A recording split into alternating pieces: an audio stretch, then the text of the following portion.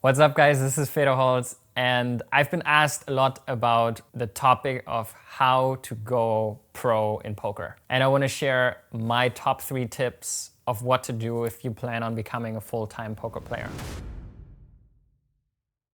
First of all, number 1, the most important thing, I think, if you want to become a full-time pro in poker is you need to take inventory. You need to do a proper assessment. And the reason for that is a lot of people I meet and talk to me is they don't know where they're at. They don't know how good they are. And obviously you can never exactly find out, but you can get a pretty good idea. Is if you tell me everything about your history and your statistics and where you're at and your results, I can give you a pretty good idea of how good you are.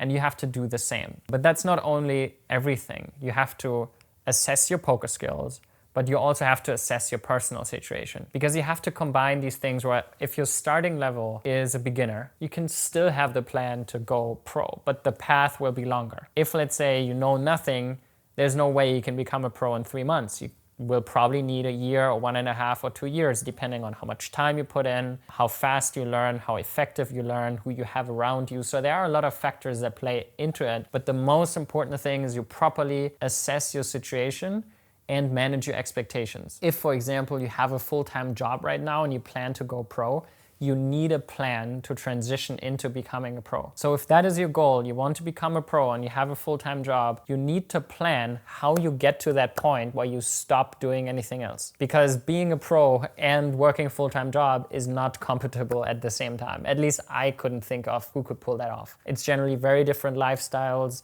It's a lot of time commitment for a job. So for me, it's if you have a job, then poker will always just be a hobby. It's not your profession. So I think that's also very important to take proper inventory there and be very, very honest to yourself to not have wrong expectations. You can't become the best in the world if you dedicate 10 hours a week. It's just not really possible. How much time you invest is very important, but also that level of honesty where to invest it. I see a lot of players investing 40, 50, 60 hours. They will have a very hard time making it pro because they are not open to challenge their mindset.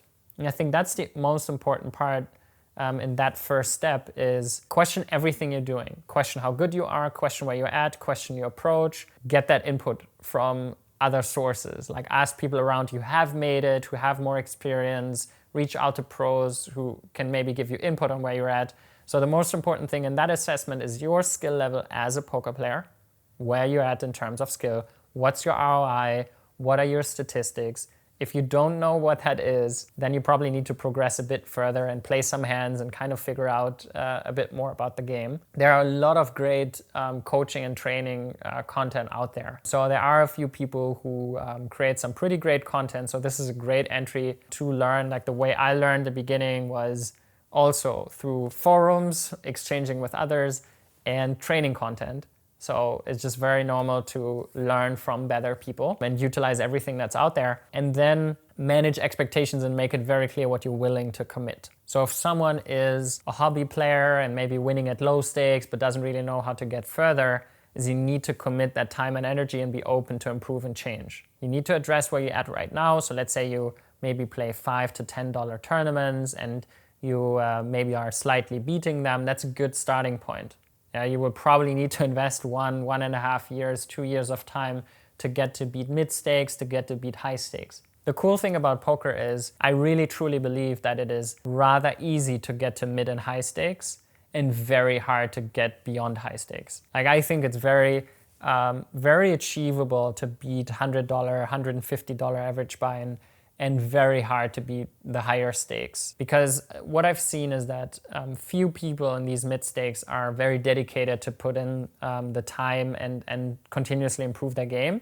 So if you are dedicated and if you want to improve, you can really make a lot of steps. So the first part, a really true and honest self-assessment of where you're at and then committing to that is to me the most important part to becoming a pro.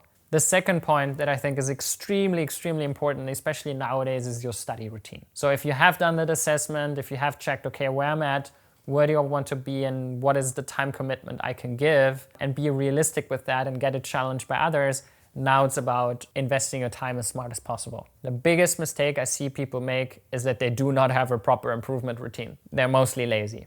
That's just the matter of fact is they grind, they play poker, they just don't really improve. They don't question their game enough, they don't ask themselves questions when they play a hand, they don't review hand, they don't mark hands, they don't talk hands about with their friends, they don't review them in solvers, they don't utilize all the software that's out there. That is the main reason why it's so easy to improve in poker, because if you do all that, if you invest the time, if you work with Hold'em resources calculator for jamming spots, and you get better with these short stack spots, and then you work with solvers to improve your post-flop play, and you play very accurate pre-flop ranges. That's actually the easiest hack to get to mid to high stakes, is just have a really solid pre-flop game plan. If you want to improve, like that's always my number one thing, is if you don't get your pre-flop stats in line, you're just not dedicated, period. It's very available.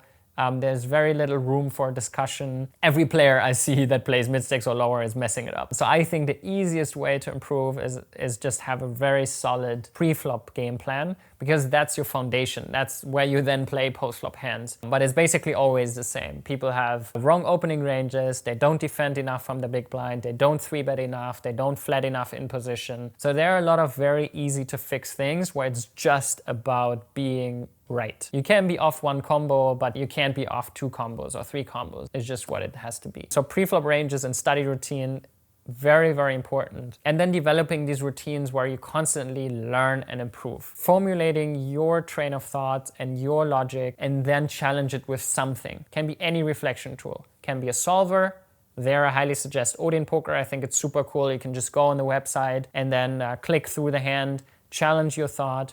I do a lot of my review sessions with it on the highest level.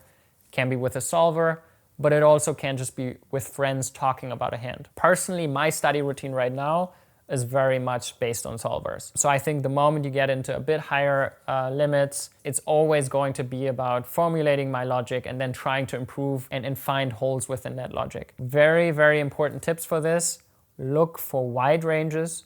So late position could be button against big blind, or button against small blind, or small blind against button, or small blind against big blind. Like, these are the spots we want to be looking at because we play them the most often. So we want to look at late position spots with wide ranges. We want to look at spots that come up often, right? We don't want to look at a river spot we never face unless we can take a logic for other spots. We want to look at spots that come up very often. So you need to have a solid flop play and understand a lot of these situations, different bet sizings. That's very, very crucial when you want to improve your game. Also very important is, if you start out improving and learning with solvers, do not really look at anything above 50 big blinds. First of all, the solutions aren't that great. But second of all, MTT is mostly in the shorter stacks. You want to be good at 20 big blind, 30 big blind, 40 big blind poker, because that's where the most money is. So I really, really suggest you to get better at studying and have a good study routine. If you don't study at least 1 to 2 hours a day on a regular basis in some way or form, you're just not going to outperform the population. And that's what it's all about. It's just getting ahead. It's getting ahead in the fastest time possible and improving faster than everyone else. And now I'm addressing just people who really want to take it serious, right? Like, if you ask yourself that question, is if you want to become a pro without studying, then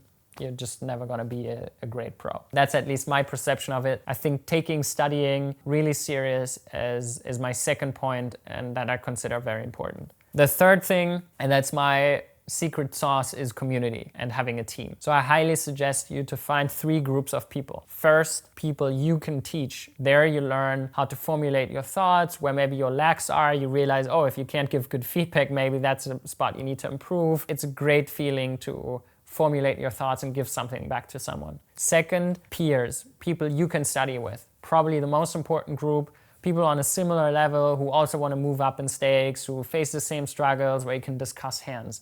Super important to have your crew. Third, coaches. Get to reach out to people who play higher, who maybe have been through that already. You need people from all these different groups. You need people who inspire you, who challenge you, who give you new ideas. You need people to go through that path and enjoy that journey together. And you need people you can teach to see where you maybe struggle, where maybe that challenge you, and to also always have a grasp on how other people think in the game. So that is my third point. For me personally, that has been the game changer in my career, to have my crew, my team, people I learned from. I worked a lot with coaches My crew, Team Gatsby Campino back then, the Germans who I traveled with to all the different places, and we exchanged on a daily basis for hours on end, and people I coached. I've probably coached hundreds of people at this point for over 1,000 hours, I would guess.